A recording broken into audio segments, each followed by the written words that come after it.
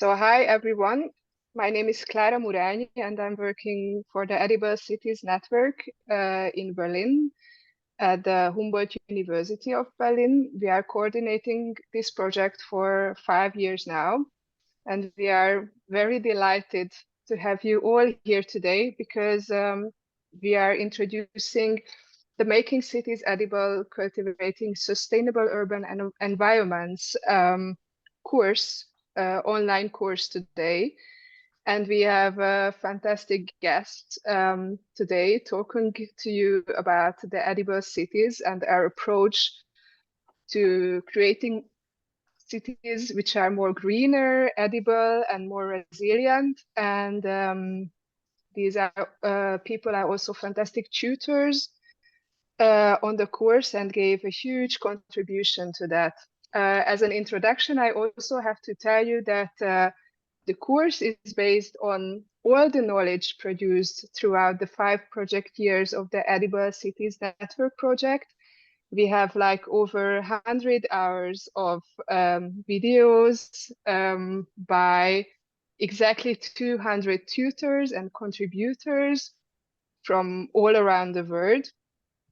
And some of them we will hear today. So I would like to introduce you to the lead of the project, Ina Säumer from the Humboldt University of Berlin. She will talk to us first about the MOOC, this course, Making Cities Edible. We have also Natasha Atanasova from the University of Ljubljana. She will introduce us shortly to the design and planning tool. We have here Helene Gallis from Oslo, who will talk about placemaking and how can placemaking help to make cities more greener and edible and more socially sustainable. Ruth Mart from the Brighton and Hove Food Partnership will talk about the community kitchen they made. And I also have to tell you that Ruth did a fantastic job on creating podcasts for the MOOC that you can listen on Spotify too. And last but not least, we have Nienke Bouwhuis from Rotterdam, working for, among others, from the Grunotin initiative. And she will tell us how their approach was to create a more edible Rotterdam and also what their future plans are. So, Ina, I would say that the floor is yours, and let's start.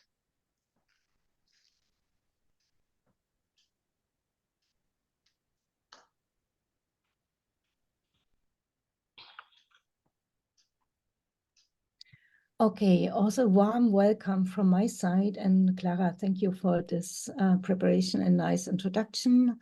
I'm happy to share with you some insights on our Making Edible Cities Edible, Cultivating Sustainable Urban Environments course. And as you see in this slide, there are many organizations, many different types of organizations involved in this project, and all contributed to this course. Yes.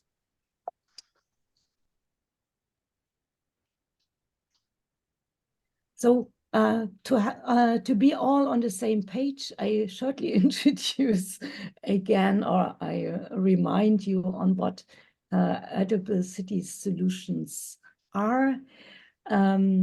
We have a really broad definition on this. It's a wide range of different forms of urban farming, food production, distribution, and consumption. And all these solutions are using innovative principles of ecological design, closed material and energy flows. And all they provide a wide range of benefits that can be used to make our cities healthier and more resilient.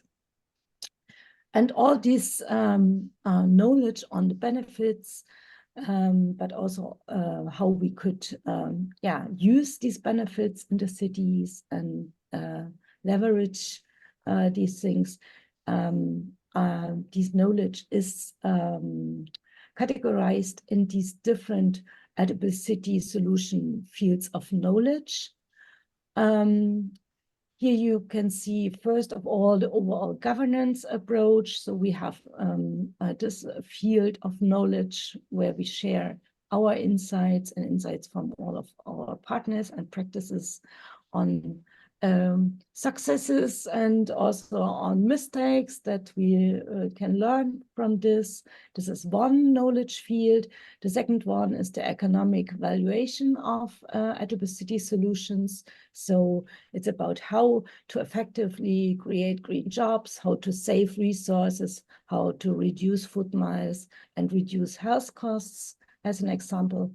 Then we have the field of edible city solutions as an ecological system with a lot of environmental benefits, like heat island mitigation, reducing environmental pollution, enhancing biodiversity, and using resources like water or nutrients in a sustainable way.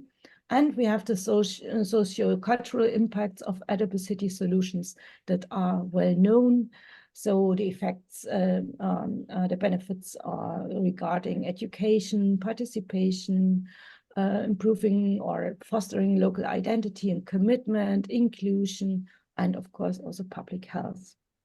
So in the course, you will find a lot of knowledge regarding these different fields of knowledge.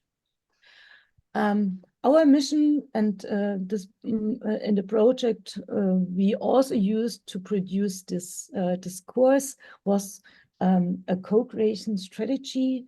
So we really co-created the MOOC on edible city solutions.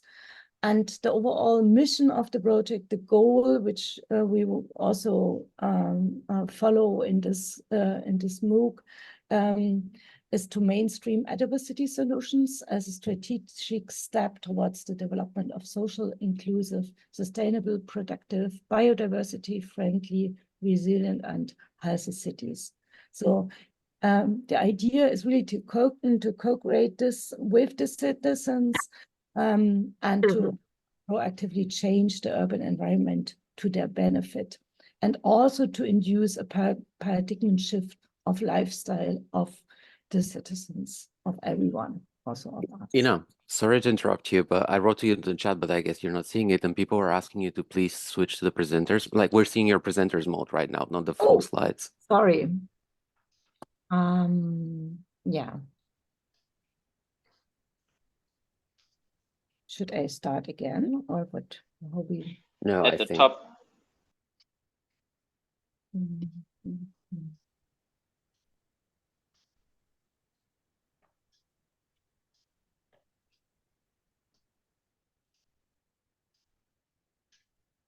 What do you want to see now? The present. Now it's better. Yes, perfect. Yes. Thank you. Yeah. Change later the slides. So how we produce this knowledge? We have the concept of communities of knowledge and practice in the project, which means that we followed a collective learning process, which led us to a comprehensive and co-developed knowledge base you can explore in the course, with contributions from theoretical and practical context. So we have not certain experts, we all are experts. And you can see here in this map that we have contributions from very different parts of the world that you can find in the course. And we used on a local base our so-called city teams, which have been the backbone of the project, which were like steering groups in each city, which with participation from citizens, from small and medium enterprises, from different NGOs and public administration and other relevant organizations.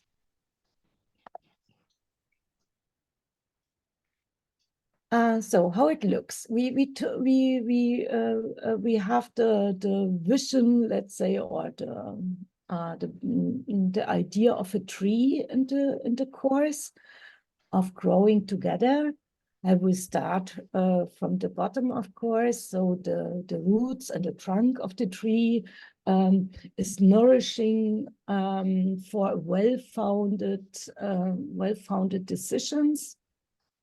So we have information and knowledge on reconnecting sustainable food traditions and exploring the historical context of edible city solutions, of edible cities, of urban food production.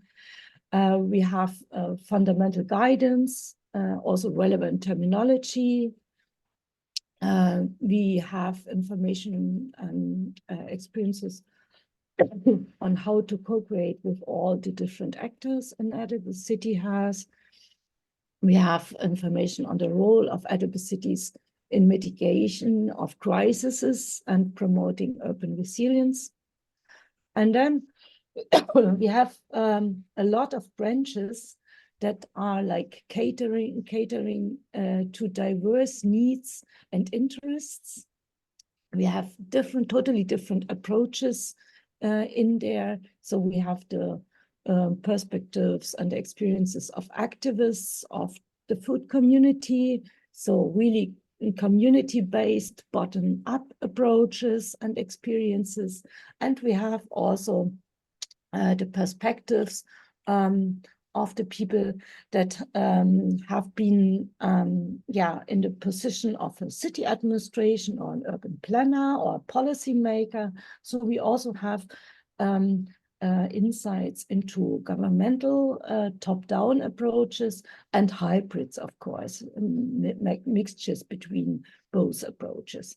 And we have another important stream, which is to look from the perspective of a startup, of a small business on this. And there's a lot of space also that the branches can grow. So the course is a vivid course. So we will continuously add resources, and the community, the edible city community, is invited to also add new resources on this course. So it's something that will grow and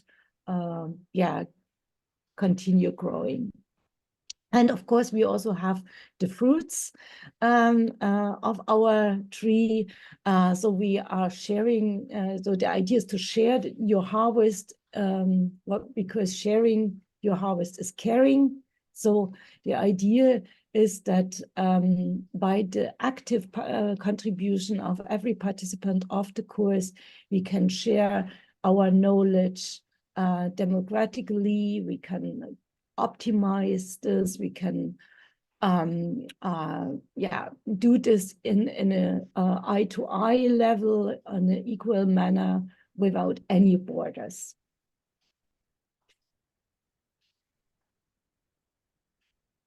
Oops. Yeah, that's from my side.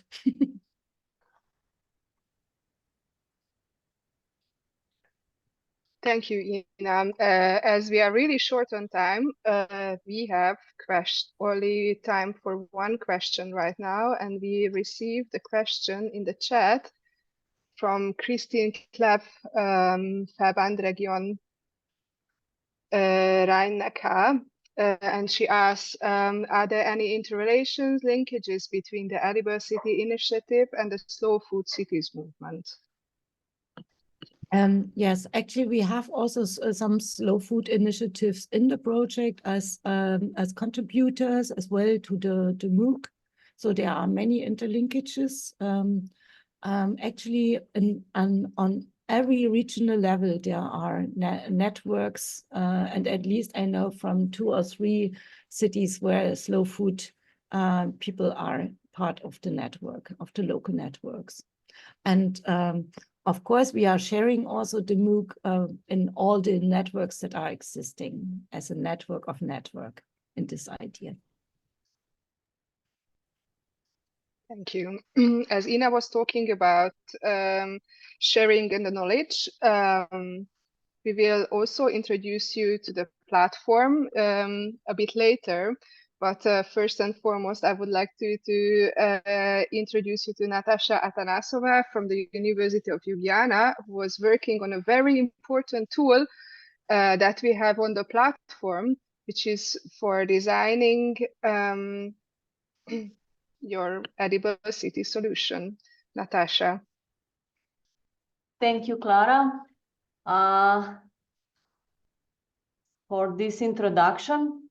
So basically, what I will do now is to briefly introduce you to one of the tools that is yet another product of EdiCitNet, and it's really a group work by many people. And the main goal, it is called design and planning. And the main goal of this tool is to bring knowledge about what edible solutions really mean in terms of resources, how much food we can produce, how much resources we need, and how do we need to use them, the resources, I mean. So basically, it helps us design solutions. And I must say, originally, it was planned to be used at let's say, at the city level. But then we found it also very practical to apply it and to make a module that can help individual users to plan their own gardens.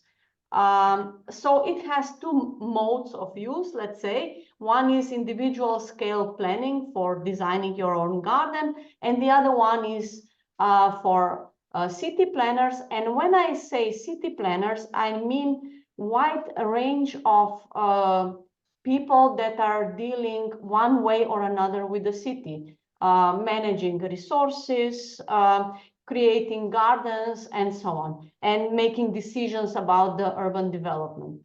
So let's see what the tool actually does. Just briefly. So in order to use the tool, we have only two steps. The first step is to create our edible city scenario. And the second step is just to observe the results. So behind these calculations, we have some meteorological data, soil data, and so on. So that's why before we start, we need to select geographically where we are. So suppose we are in Ljubljana, and then we take automatically the data for precipitation and so on, and meteorological data from this city. Then in the next step, we set up our scenario, and the scenario, it's basically how do we compose our garden, how big it is, what products do we plant, and how big is the area where we plant this product. So we do this for every product. And then when we finish composing our garden, we go to observe the results. Before I continue, I would like to mention also that when you go to the platform online, there is a small button which takes you to the manual for this design and planning tool, and you can go there in detail and see how it works. So now you go to the results, and the results basically tells us how much, what is the annual yield from our garden. So how much we can produce from our garden, what is the energy value of this food, and with the energy value of this food that we can produce, we can estimate how many people we can feed with vegetables with this food. So the next, so you see we have here 4 tabs, and here we have different types of results. So in order to have these yields, we need some resources, and these resources are nutrients, water, and energy. So nutrients here, they are expressed in terms of how much nitrogen, phosphorus, and potassium is needed for all this food. If we already have it in the soil, of course, it depends on what kind of technology you are using for growing. And if you already have these nutrients in your soil, by doing some analysis, you don't need to add them, okay? Water, so we have here beginning of the growing season, end of the growing season, and for each period, we have the amount of water in cubic meters per month. And here we have, so for each month, how much water we need. If we continue, we have here some graphs about irrigation.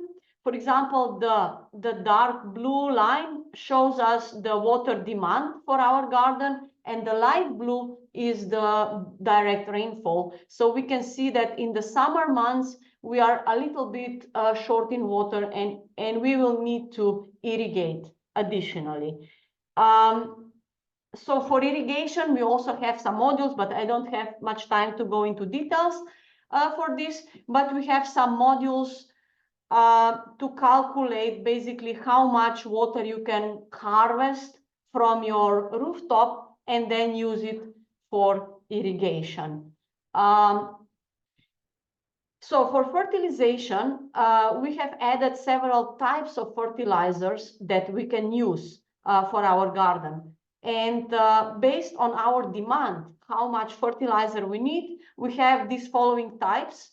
So the composted kitchen waste, garden cuttings, then we have cow manure, horse manure, and chicken manure. And what we see here on this graph is how much nutrients we need, how much fertilizer, specific fertilizer we need in order to satisfy the demand for nitrogen.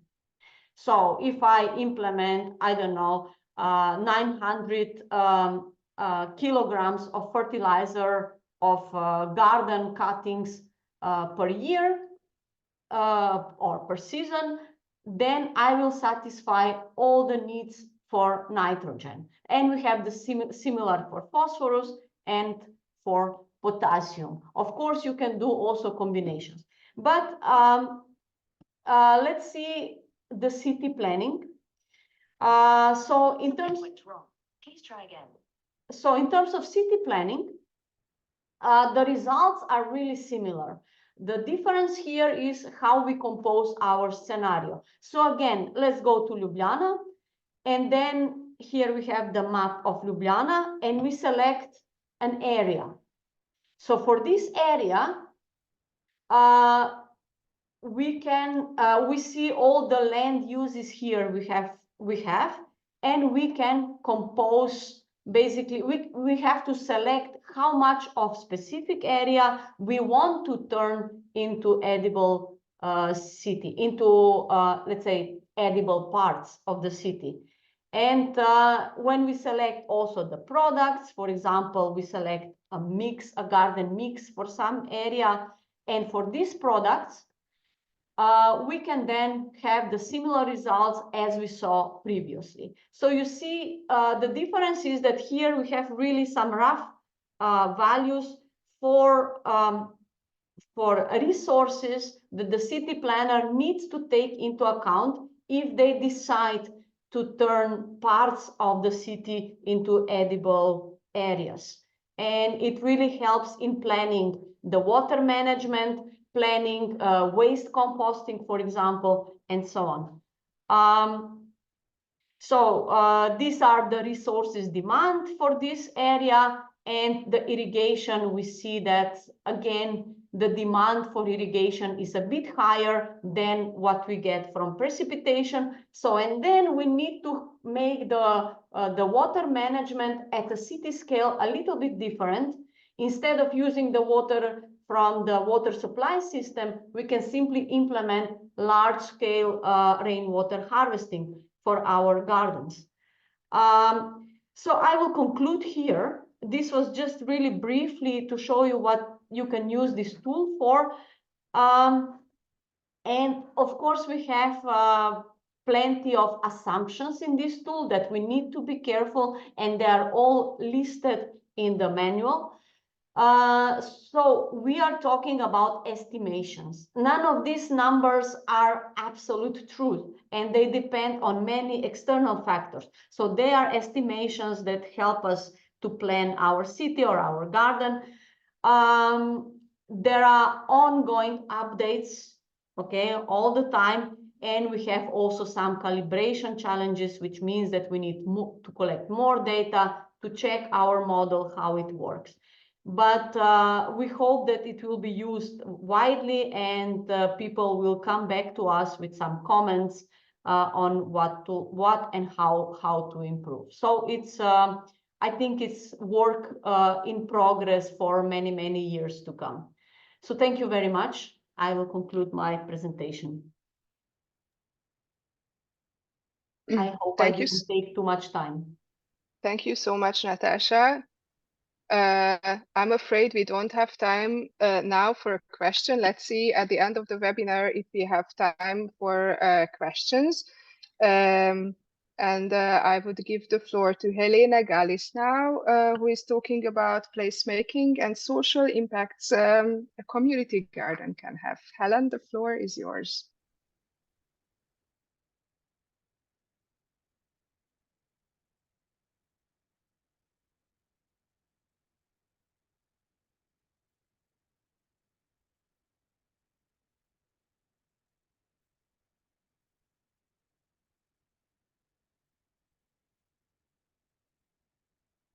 Helena, you need to unmute yourself. I just realized I was talking to myself. It's the charm of technology. I'll start over. I was saying hello from snowy Norway. Can you hear me now? Ina, give me a thumbs up if you can. Yes. And sorry, I'm getting slideshow. Okay, so I will talk about some very, very different perspectives than Natasha did. I'll talk more about the kind of places that we love and what makes us I want to share some very specific stories of how edible city initiatives actually have an impact on people's lives, and that creates great places where that we love. So I will not talk so much about placemaking theories. I'm Helena. I've been an urban farmer for about 12-ish years in Oslo. I usually focus more on the social side of edible city initiatives. And as I was mentioning to Ina before we're starting, that this is kind of nostalgic of been part of EdisitNet since before it began, so since 2017. I now work in Fragment. It's an architectural office that work a lot on sort of where urban planning meets urban nature. Top left here is actually me as a cartoon hero. We just published last year a comic book on planning edible city projects. And I'll come back to this specific garden that we're discussing here. This is actually the building of it. But I want to just highlight that community gardens, they're a space where you meet all sorts of people. And it doesn't matter who you are, how much money you earn, or how you dress. And I just love this photo because it really just shows that so clearly. It's a place where you don't need money to hang out. It's not like, there's so many places where you have to be a customer foremost, but here you're a citizen and a person and a human being above all. It's a place where adults can play as well. This is actually a famous philosopher in Norway. He passed away a few years ago, but he was living right next to this community garden. And he's like, we adults, we also need spaces to play. And he was always like interacting with the local kids, and he's playing hide and seek among the sunflowers here. We need more play in our lives. It's somewhere where you can have a meaningful conversation without sharing the same language. This is from a setup workshop of a community garden where these two people, one woman in the hat, some of you know Nina from the Living Lab in Oslo. She's having a long conversation with this woman. They do not share any common languages, but they're discussing plants. And they were talking for at least 10-15 minutes discussing different, or I'm assuming, and Nina is assuming, that they were having a conversation about different types of peppers. Nobody will know, but they were both very happy having a discussion without any shared languages. Community gardens can be a really great way to reconnect or to sort of rebuild, recreate a little corner of the world you left behind if you moved here from another country. And it can be a place, it can be an arena where we can cultivate local talent that wouldn't otherwise have somewhere to showcase who they are and what they are. This is Fadi. He's been working at the Edisitnet Living Lab in Linderud in Oslo. And he started as a volunteer with Nabolagshager, and then he was a man of many talents. So it was great to give him a space to develop those talents and to become a community leader, and also to facilitate his first paid job in Norway. He's a Syrian refugee. And here we're testing out different placemaking strategies to find out what's the best place to have in the community garden to have seating arrangements. This is Taj. She just dropped in at a random setting up project thing. She took over the kitchen. On day 2, she was the one serving food for everybody. And then after that, she would be coming to this garden every week with her like her senior group of yoga, Indian yoga grandmothers, and look after the plants and harvest from it. So it just became her community space for her group of friends. And this is a funny photo because the guy on the left, he's one of the local drug dealers. And I was talking to the 2 other guys and the 2 standing guys. So they're both Afghan refugees. And the one standing with his back towards us, he said that he had a quite traumatic, for him, agriculture was very traumatic because he'd left Afghanistan as a child, and on his way to Europe, he had spent some seasons in Turkey as a child laborer in agriculture, and it was terrible conditions. So for him, a public community garden was a way to sort of overcome that trauma of his past. And funnily enough, the drug dealer on the left, if there's someone who has a lot of spare times on their hands, it's drug dealers. They just hang out when they're waiting for the next customers. So we just ended up involving them. And then just gently agreeing that you don't do the actual trading in the garden, and please maybe vacate, just move a little bit down the road between 4 o'clock in the afternoon and 7 o'clock in the afternoon so that local kids can hang out. And they're fine with it as long as we spoke to them as people. This is Uncle and Harun. Uncle, I have no familiar relationship with him, but he's the community uncle of everybody. But Harun said, he's also from Afghanistan. For him, this garden was a way to be. He knew that when he was caring for the tomatoes in this space, he knew that his family in Afghanistan, half a planet away, they were also doing the same. They were also cultivating tomatoes. So it was a way for him to be together with his family, even if they were half a world apart. And I think that's very, very meaningful. And then this guy to the right, who was also helping out one day, he's a local resident at sort of low threshold facility for people that have substance abuse issues and mental issues at the same time. And I know one of the social workers that work with him. And what he had told them later was that this was the first time he had actually been invited in to participate, because that day we would just stop anyone who was walking past and say, could you give us a hand with this? Could you help us move this bag of soil over there? Could you help us plant out at this tomato? And this is the first time that he felt that he belonged. This is the first time anybody asked him to take part and be a useful resource. And someone he was just like anyone else. So a community space can provide that kind of opportunities to people that otherwise are not seen, heard, and that just sort of float through our cities that we don't really meet and talk face to face to. I had to be really quick because I know we're short on time. This is a good moment for you to screenshot this screen, so you have my contact information. Reach out if you have any project ideas and collaboration, because we have to see what we can do beyond Edisitnet. And with that, I give the word back to Clara, so we can get back on track with time, or if you have any quick questions. Thank you so much. I would suggest that if you have questions, please write it into the chat.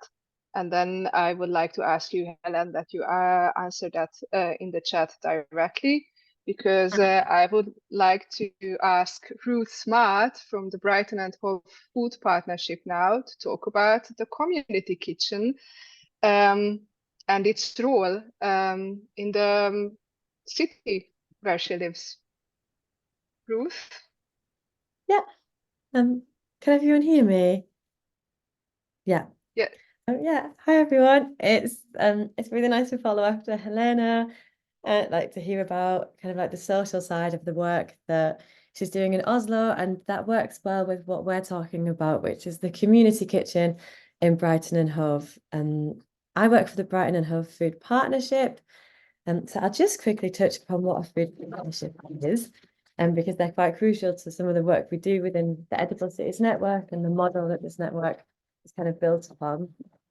So a food partnership is an organisation that brings together, like a food partnership holds all the different stakeholders within a city who care about food. So we are a separate, we're like an independent organisation. We work separate from the council, but closely with the council, and we create space. We kind of work as a forum for everyone in our city who cares about food to come together and be able to contribute to making the city's food system a bit better. And we do that by writing something called a food strategy, which is basically a policy document. And our food strategy has about 200 actions in it over a 5-year plan. And with the overall vision being that if you bring together people from varying places, such as food banks, the school dinners service, the council, allotments and more, and you get them all to talk about their key issues around food, we're hopefully going to come up with a plan that's quite overarching and helps kind of work gradually over lots of different areas at once to make our city's food system better. But the work that we do isn't just about food policy, and our community kitchen is one of the ways we really practice what we preach, in which we're trying to use food as a way to improve the lives of people across our city. So this here is a picture of our community kitchen from the outside. And I'm going to tell you a little bit about what it is. So a community kitchen is not a soup kitchen. It's not a food bank. A community kitchen is somewhere where anybody of any background, any financial background, any background whatsoever can come and learn to cook. So in the 5 years that we've operated a community kitchen, we've shared more than 15,000 meals at our shared dining table. We've taught over 1,000 community cookery sessions. So I'll expand on this, but a community cookery session is a cookery session for people who might be marginalised in any way, be that through finances, disability, ethnic background, or anything, people that otherwise might not have access to the tools that teach them how to cook. We hold community cookery sessions for these people. We've held over 1,000 of them, covering topics from low energy cooking to food and mental health. And we've also taught over 1,000 children and young people in the city how to cook. So what feels really special about our model as a community kitchen is that it's a very equalizing model. So the way that this works is that we hold classes in the evenings called commercial classes. And these feature chefs from across our city, as well as celebrity chefs sometimes. These classes are charged at a commercial rate of between 50 to 70 euros for like a whole evening's worth of food, of cooking, of drinks. And any surplus money that we make from these classes then helps fund our community courses, which are free for people to attend and are very low cost. And the reason I say these are equalizing is that no matter who you are, you get the same experience. So this is someone from one of our community classes. You'll notice they're wearing the same apron, they're sitting at the same table as these people here who've been to one of our commercial classes. They're going to get people serving them drinks, they're going to get volunteers waiting on them. Everyone gets the same service, everyone gets to eat the same food. And that's what feels really special about the community kitchen. It's just somewhere that everyone can learn how to cook. And what we try and do is teach people, is break down barriers that people might have towards cooking. So this is a quote we hear often, people saying, I didn't realize I was allowed to do that. For example, we might tell people that you can eat your carrots with the skin on.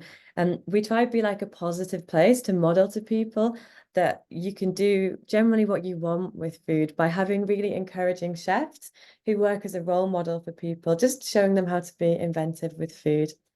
But obviously this didn't happen overnight, this kitchen. We started building it about 6 or 7 years ago now.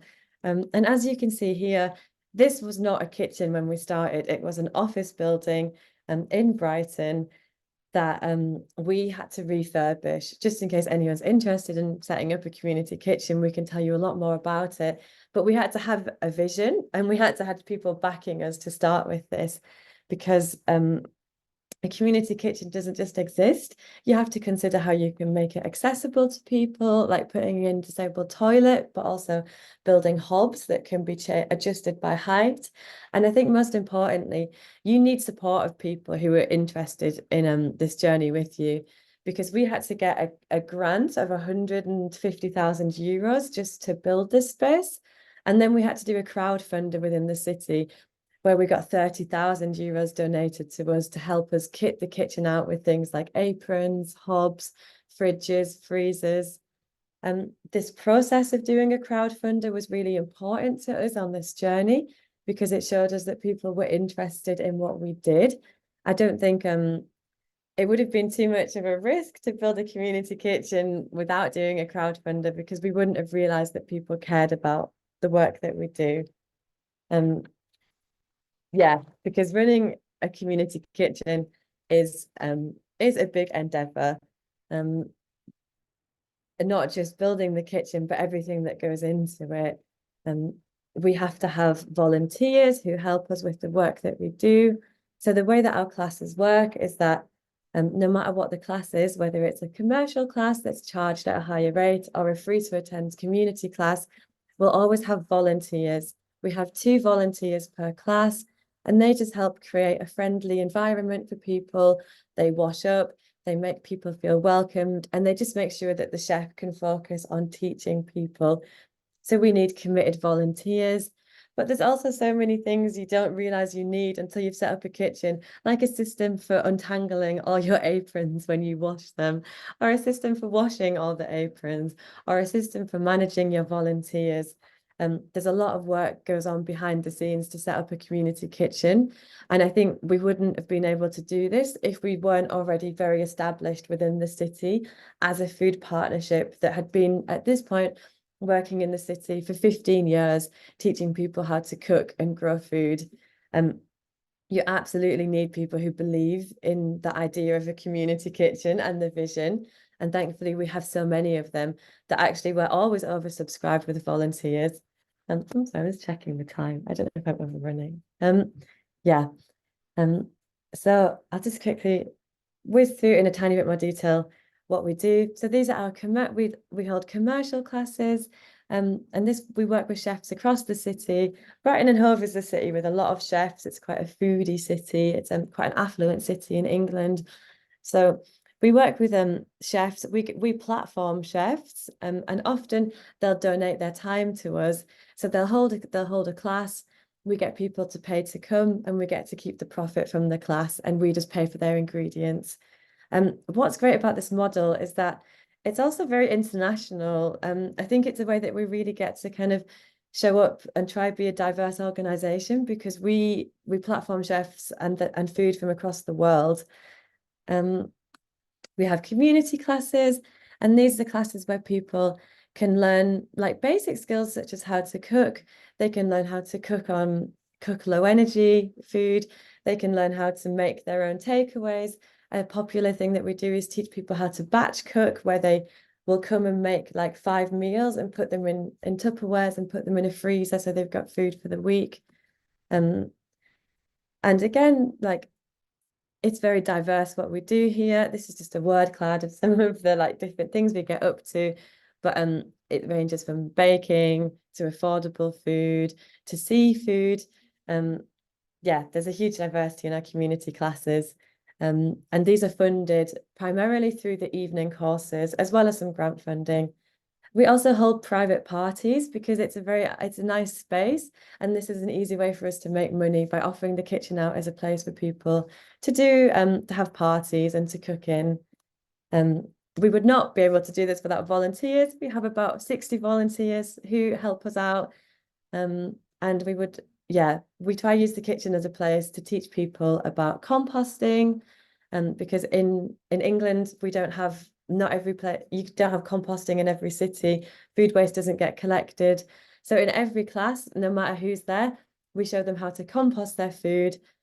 We try and source our food as locally as possible, and we teach people what to do with food waste.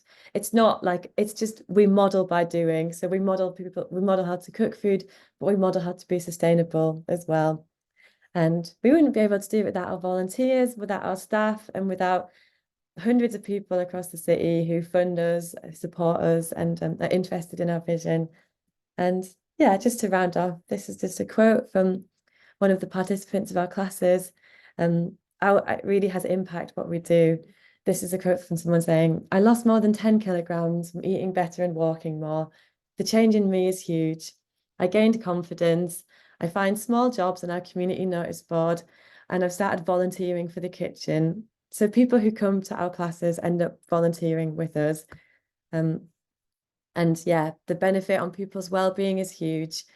As 75% of people from our community classes feel happier after attending, and 53% of people throw away less food after being part of the kitchen. So we think it's a really successful way to teach people how to be sustainable, how to cook, and how to increase their well-being. And we're always happy to share tips about how to set up your own community kitchen.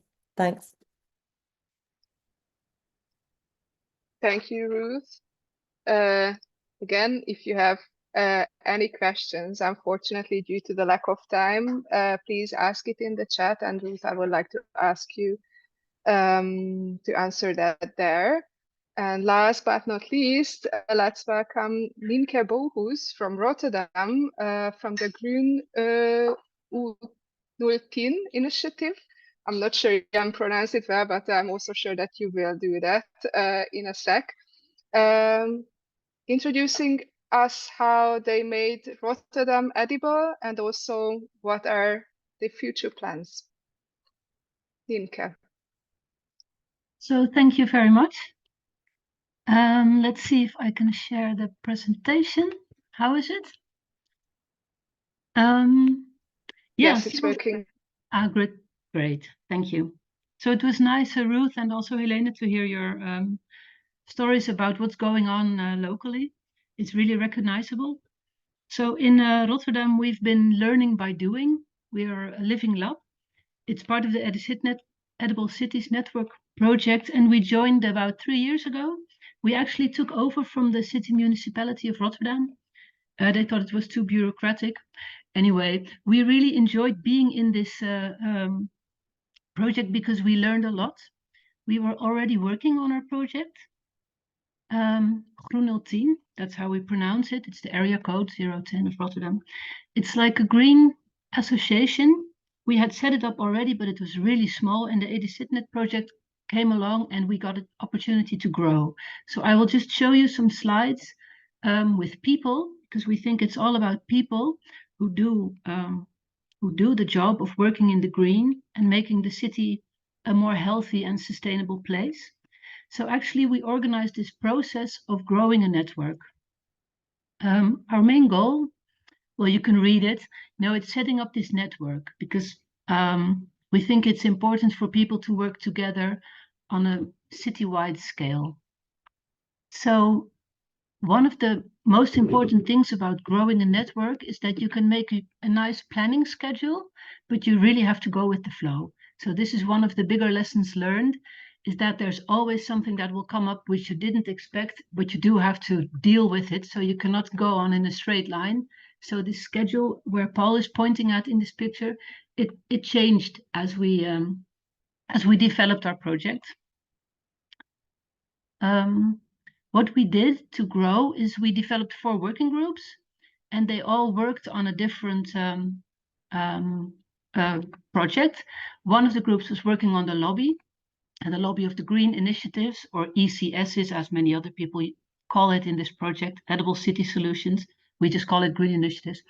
Anyway, we worked on lobby, we worked on sharing knowledge, we worked on how to show our values, the visibility of our values, and we worked on a campaign and also how to collaborate together in an overarching collaboration. So the lobby group, we have 4 working groups. They worked on network meetings. They worked on stakeholder meetings. Some of you who are in this meeting are also here in this picture. Let's see. So lobbying is a really wide, there's so many pictures I could have shown you for lobby, but it's all about, you know, talking about what are we doing, why are we doing it, why is it so important, and who is going to help us with getting this idea, you know, one step further. A second working group was about sharing knowledge.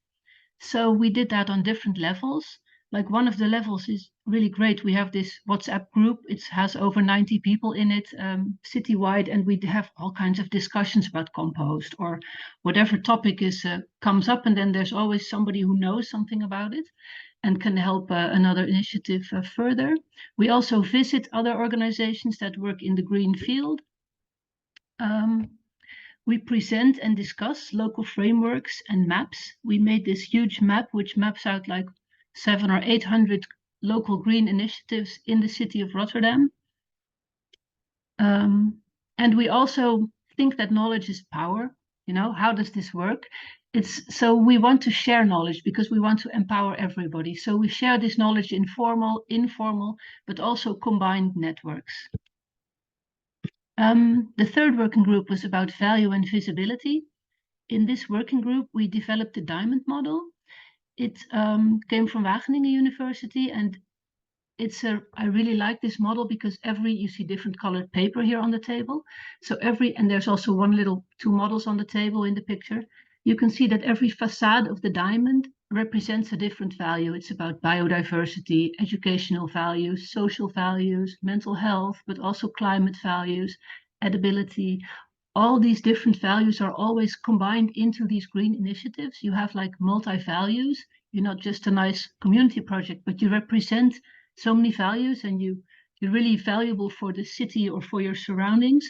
And we think with this diamond model, we can make it more visible. So it's easier to talk about the values that you have as a green initiative. So our next step is that we would like to put these values on the map. So this is a future project that we're going to work on.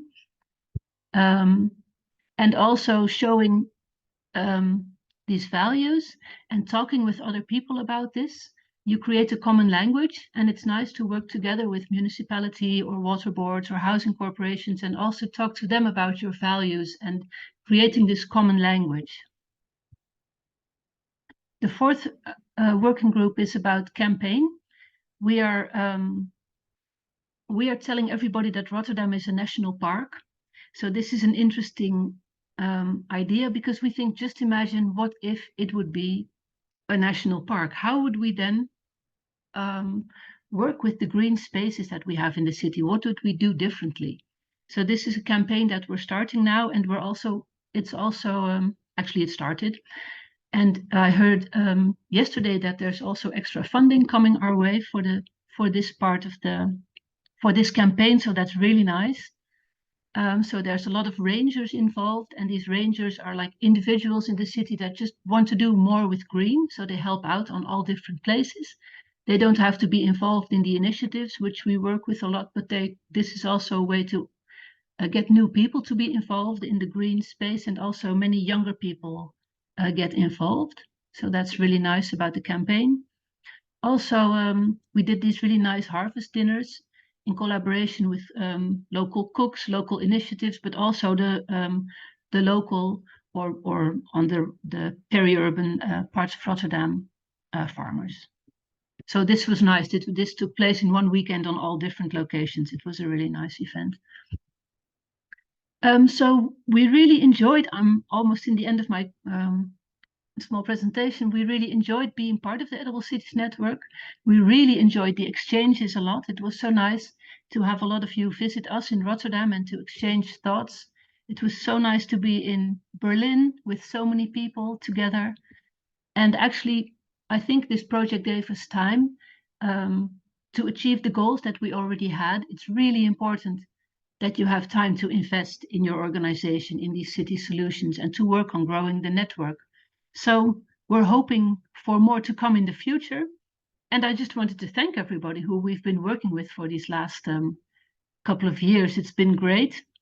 And also, if you want to take screenshots, we've made a lot of fact sheets and videos.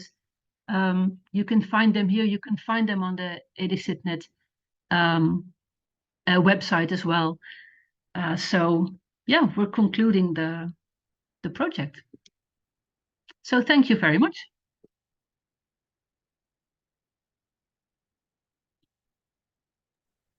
Thank you, Ninka. I would also like to ask you to check the chat for questions. Okay. As we have 2 more minutes left, unfortunately, we don't have questions to answer here. But I would like to tell everyone that if you are interested in cultivating sustainable spaces, in the community kitchen we were talking about, in the diamond model, Ninka was mentioning also how to lobby, how to network, how to build your own network, how to keep volunteers and your workers, how to use the design and planning tool. My colleague Sophia Kipp is adding the link to the MOOC, our course, into the chat. So please visit the course, do the course. It's designed to cater the needs of 3 different target audiences, as Ina was mentioning already. You can do it on your own pace. You can also decide which information, which presentation, which masterclass is more interesting for you, and listen to that, watch that. And now to keep in touch, to stay in the network, I would also like you to listen to my colleague Sophia Kipp, who will briefly introduce us to the network and the platform we have for you as a networking tool. Yes, thank you, Clara. So we have heard a lot today about the very different phases and the different approaches to creating edible cities.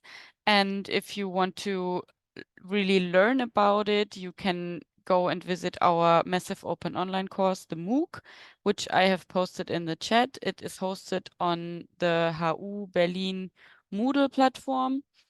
It is brand new, so yeah, go over there and check it out and enroll yourself. There you can learn everything.